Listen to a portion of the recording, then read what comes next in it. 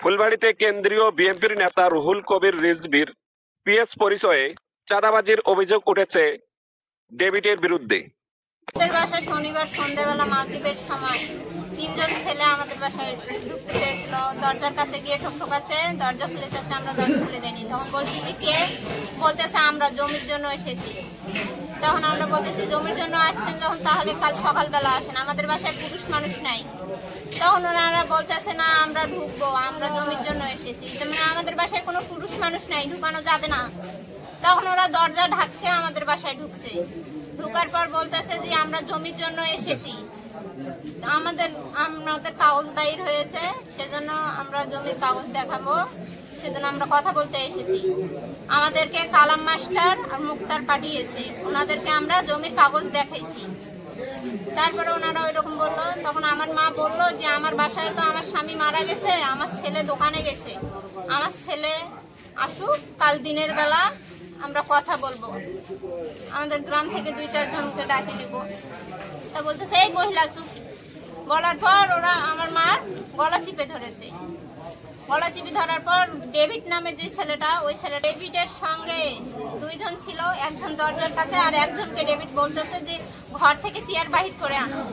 তখন ওনাদের চেয়ার বাহির করে আনিত। তারপর উনি বসার পর বললো যে হচ্ছে ঘর তল্লাশি করো। তখন ওরা তল্লাশি করলো। প্রথম ঘরে গেল, ওখানে শোকেজের ড্রয়ার খুলে কিছুই পায়নি। 2টা ড্রয়ার ছিল, 2টাই খুলেছে, টাকা পয়সা পায়নি। তখন দ্বিতীয় ঘরে গেছে। দ্বিতীয় ঘরে গিয়ে আমাদের বাক্স টাকা ছিল পার্স ব্যাগে। তখন বাক্স উন্দা করার সঙ্গে পার্স ব্যাগটা উপরেই ছিল, আমরা ওখান থেকে টাকা বাহির করি, আবার খরচ করি, ওখানে উপরেই রেখে দিই। সেটা ওই ব্যাগে টাকা পেয়েছে 80,000 টাকা। তারপর ওরা 80,000 টাকা পেয়ে ওরা হচ্ছে ঝাড়ে ঝুড়ে সব ব্যাগ থেকে নিয়ে বাইর হয়ে আসতেছে। যখন বলতেছে চলো আমরা যাই, তখন আবার আমাদেরকে হুমকি দিচ্ছে যে আমরা সোমবারে আবার আসবো জায়গা দখল করার জন্য, আসবো, আর কালাম মাস্টার আর মুক্তার থাকবে ওই দিন। দিনাজপুরের ফুলবাড়ীতে বিভিন্ন এলাকায় রুহুল কবির রিজভীর পিএস পরিচয়ে প্রভাব খাটিয়ে চাঁদাবাজির অভিযোগ উঠেছে বারাই চেয়ারম্যানপাড়া গ্রামের সুলতান আলীর ছেলে ডেভিডের বিরুদ্ধে। ডেভিডের হাত থেকে ছাড় পায়নি আদিবাসীরাও। এখানে একটা আদিবাসীর সাথে আমাদের স্থানীয় একটা প্রভাবশালী লোক আছে আবু হেনার সাথে একটা দ্বন্দ্ব আছে জমি জামার। সেই জমি জামাটা আদিবাসীর সাথে গন্ডগোল হওয়ার পর এখান থেকে জজ কোর্ট, হাইকোর্ট থেকে রায় আছে আবু হেনার। সে রায় ওই জমিটা খায় আবু হেনা। সেই জমিটা যায়া ওই আদিবাসী মারা গেছে সূর্য সরেন, সে ছেলেগুলো যায়া ওই বুঝাইছে এই ডেভিড যে তুই জমিগুলো দখল কর, ওটা আমি দেখবো। দেখি ছেলেটারটে 30-40 হাজার টাকা ধমকে নিয়ে জমিও দখল করে দিছে। যে জমিটা রায় আছে কোর্ট থাকি, সেই জমিটা কিভাবে পাঠায় হয়, এলে হলো ধাপ্পাবাজি করে এলাকায় চলতেছে। সেটা আমরা এলাকার লোক সুষ্ঠু বিচার চাই। আপনারা কি বলেন? আমরা সুষ্ঠু বিচার চাই। আমিন। তুই এই জায়গায় এই হলো সূর্য সরেনের ছেলে, এর কাছ থেকে টাকা নিছে, অর্থ নিছে, এই ধমক দিয়ে। বল কত টাকা নিছে? বল 16-17 হাজার টাকা। 16-17 হাজার টাকা নিছে। 16-17 হাজার টাকা নিছে। তোর নাম কি? আমিন সরেন। ডেভিডের বিরুদ্ধে গত 16 সেপ্টেম্বর থানায় অভিযোগ করেন ছয়পুকুর গ্রামের পল্লী চিকিৎসক মৃত হাসান আলীর মেয়ে শাহরিনা আক্তার জানান, আমাদের 40-45 বছরের বসতবাড়ির জায়গার দাবি করেন ডেভিড। এ সময় বাসায় প্রবেশ করেন ডেভিড। এ সময় অকথ্য ভাষায় গালিগালাজ এবং বলতে থাকেন কোথায় কাগজপত্র আছে দেখি, এই বলে ঘরে প্রবেশ করেন ডেভিড। ঘরের ড্রয়ার চেক দিতে গেলে ড্রয়ার থেকে গরু বিক্রয় করার 80,000 টাকা জোরপূর্বক ছিনিয়ে নেন ডেভিড।